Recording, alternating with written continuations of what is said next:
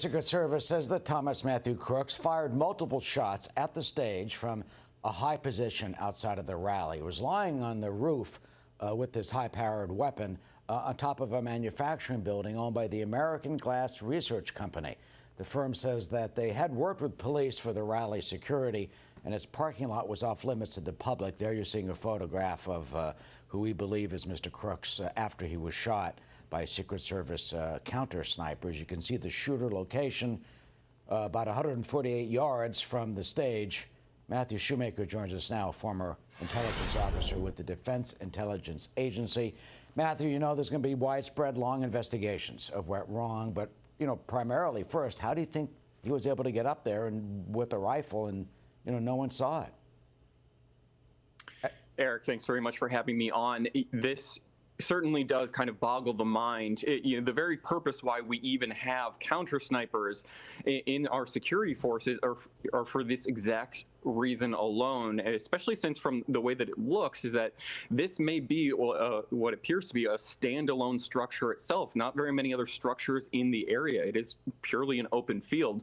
So it certainly raises the question, what were our counter snipers doing in the lead up to this?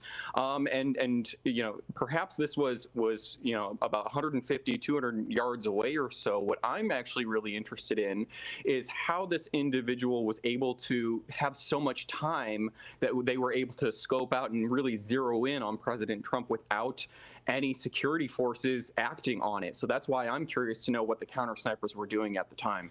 Yeah, there's a witness who told the BBC that he said there's a guy up there on his stomach with a rifle, alerting the Secret Service and the police around there, telling him about this. Then the counter snipers, they apparently opened fire on him pretty quickly, it seems, maybe within 20 seconds, because you could hear it in the tape.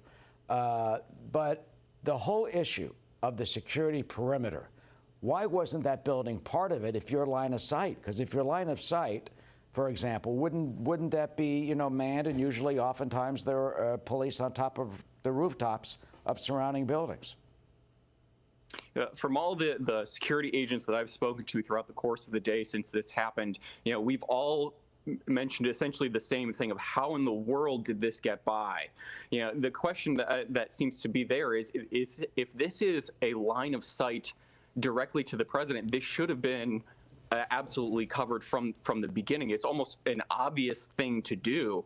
You just mentioned that one reported individual claimed that they tried to alert the security forces, and that may very well indeed have happened. Whether or not they believed him, maybe they thought that he was just seeing one of their own snipers, or maybe they just didn't have enough time to react between the time that he alerted them and the time that the sniper actually began to fire.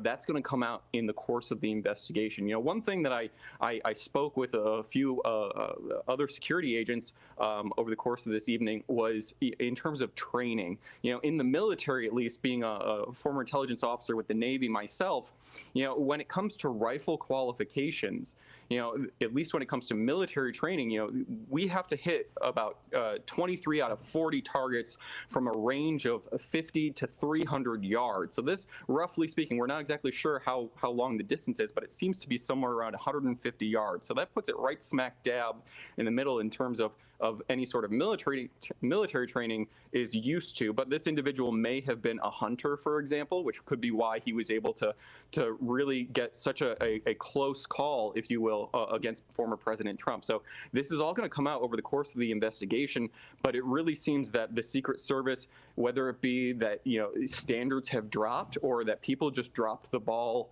in this particular situation, it unfortunately is just a very sad turn of events, not only for the Secret Service, but for the country itself. Yeah, that's true. I mean, oftentimes in dealing with presidential motorcades, they demand that windows of office buildings be closed. And you think of previous assassinations, Lee Harvey Oswald.